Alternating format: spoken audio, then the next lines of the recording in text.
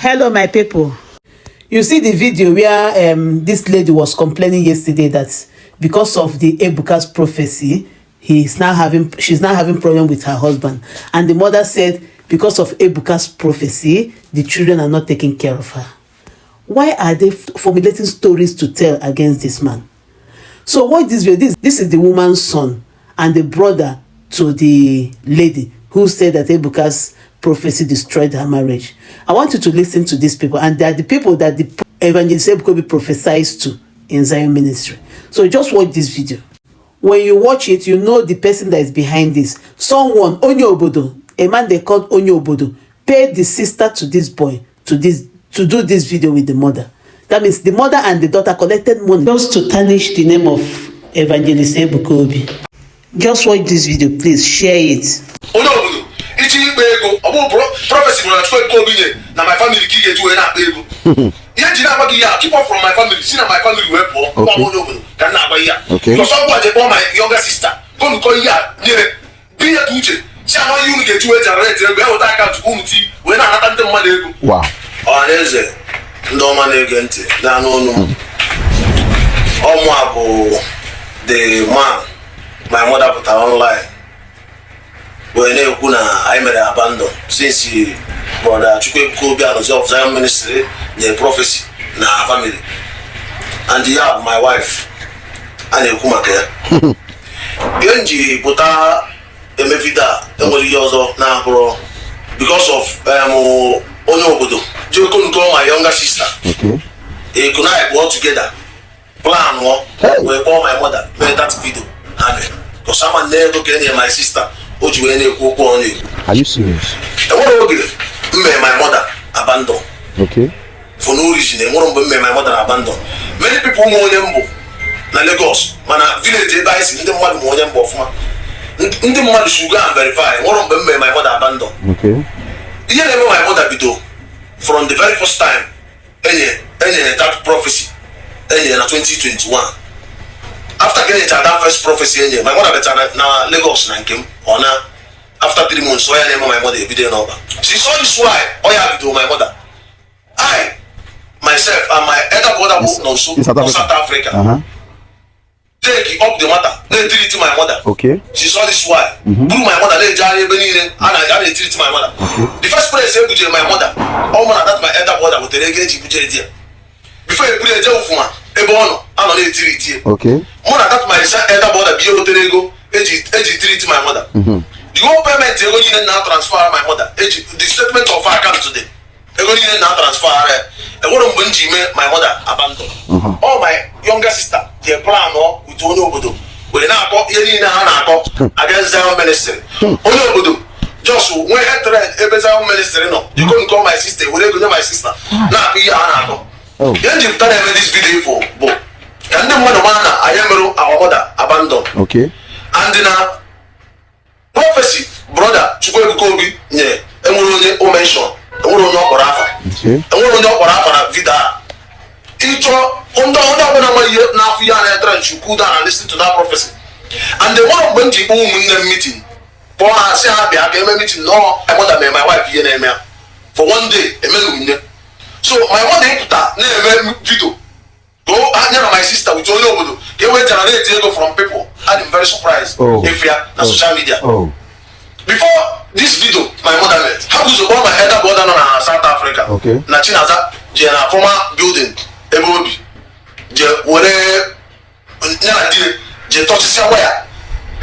Are you serious? One of my brother, no 150,000. He need the recent. Okay. Now my elder brother bought the phone, government media. See how they work with your man game. Now what was in the go daika? Now we na bomb. Okay. Oh, I seem no okay. Near man, oh yeah, watching us. Not trying to know daika. Never on. Okay. Then after that, only 1 week, Chinaza made this video. Oh man, go away, send that way. There go. Jesus. This my younger sister and I this video with my mother. Oh, no, last no, about 2 years ago. Oh, your operation my mama. Oh, with a 100,000 naira first deposit for that operation. Wow. This my mother has seen them abandoned. Oh, go on east on now. We go take over with it. But the same elder, this my elder brother in South Africa. Here we go to Bamoto. We go to east on Jimmy Vida. And also no good name and spy. After this prophecy, also may abandon. I pay for her house rent. It will be on it. Also no man spy. Today, authorities are against. When they come brother Ebuka Obi and Ozebu, don't against now what is our family. My mother, the whole voice note to me no send down. Do a play online. Now all open to logo. I don't care no mistake. I'm not giving my mother to borrow my problem. If you will book online, now you on now. See. You only See you. I'm my brother Ebuka Obi. And when Boji or mother, you know my mother, my wife, now, since my mother, Danoya, I'm taking care of my mother. Okay. My elder brother. Now try what Thank you. Oh, one of my uncle again, Anna. Someone now try, even before they made that man with 150,000 naira before my mother made that. If so I'm gonna be a problem my mother Oji made that. Onyeobodo be with my younger sister. I will put up brainwash you. Ebuka Obi. I'm gonna be Ebuka Obi mera. Ebuka Obi otarajia. You will your Ebuka Obi mera. I'm gonna be your problem in the money. Ebuka Obi no. Ebuka Obi will your job. Since we do Zion, Zion with my wife. That here we do the bottom number. And that we never stand in this life equal to that young man. And want to make it stand in what equal to that young man. Because Chima be na go no bezo we just verify am no mun nema. Ono wa na equal to that young man go be. You are not on why I will because more man na the true one of God. God bless you. Ono obodo. After video every conversation one again about you na bomb. You are eager to know whether you and my wife wanna go corona. People on the phone, jump no more one so person do and 6 years. A job near my wife, no go corona. The yes sage, singing all the necessary. You need to me here. And what's I get today be to any of my you never my wife and go. A bit to any of my you never my wife and go. My wife is well okay and sound. And what you name is here. A boy you to a better can not banker. It's true. A better my sister put on a social media, no prophecy but Ebuka Obi am saying there be emere na je ti gbasa ebe every book to mo no wa kan yere buse ro na ka ebu na enwe yere unu family yere ada eme unu chori ito onwu re kan yere buse na aka teta unu eteta ọkọ wa mara onye tu wa ebe na ekwu na prophecy but Ebuka Obi ye my wife ye ti sa na digi ebe or prophecy na ti sa na first marriage gina digi before first man na before I want ti sa na the man Ebere, prophecy for Ebuka, or ever tisa gina Chukuma, second marriage gi. Ema ye tisa gina digi. Wow. It's no prophecy. Enye ye tisa gina digi.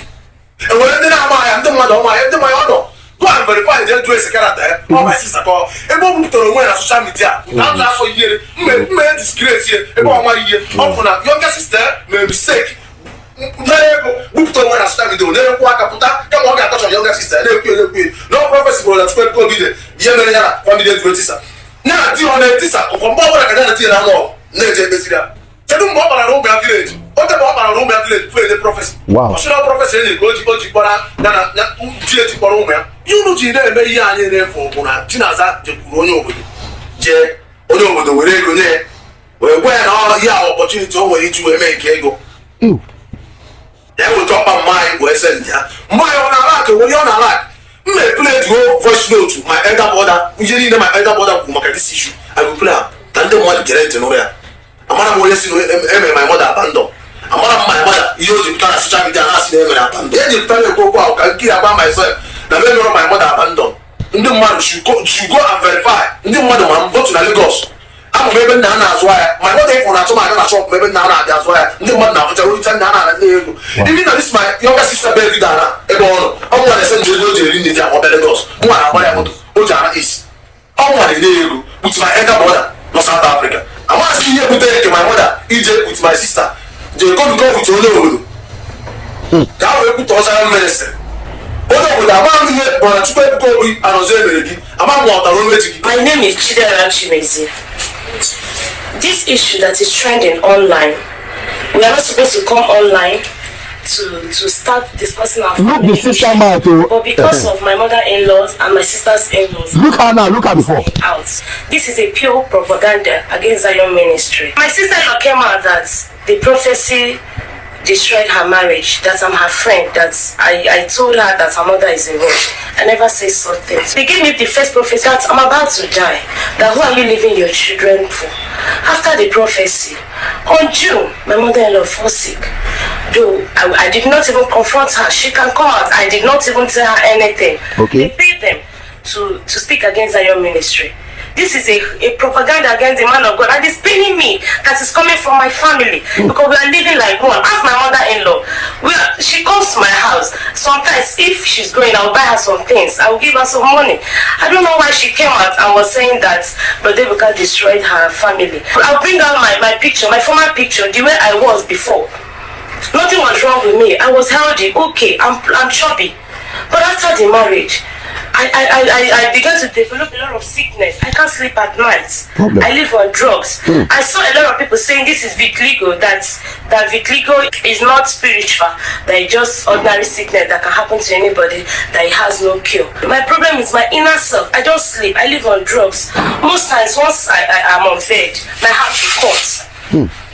My parents can testify about it. They should go to Uda Ingbesike to ask my dad and my mom. I've been sick. I've been seriously sick. I don't sleep. Ask people where I'm selling. They know me.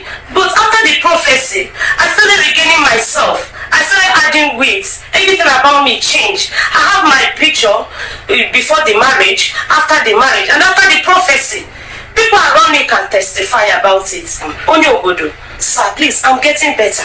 I don't know why my mother-in-law is just trying to bring out this issue in social media. I love her so much, she can testify. I did not accuse her. Just do some of my no warehouse. I have not to go get no one anyone. But when I started saying, this is my life. So only when I got to that young man, just when I got the course of entering and doing whatever, and I'm going home, Unuji, I got there. Prophecy, my wife, a lot of people need my even now, my paper sign. Because I put it down with the boy, man, all you can't do. I don't want to and when they get there, people might need my even now. They're very quiet. People knows me. Many people my eyes started. In my way, mother got to the main choir of my place, some mother of my verify. It also walk on the clock. You working on my sister where they go. For now, I go now, so I don't know, brother.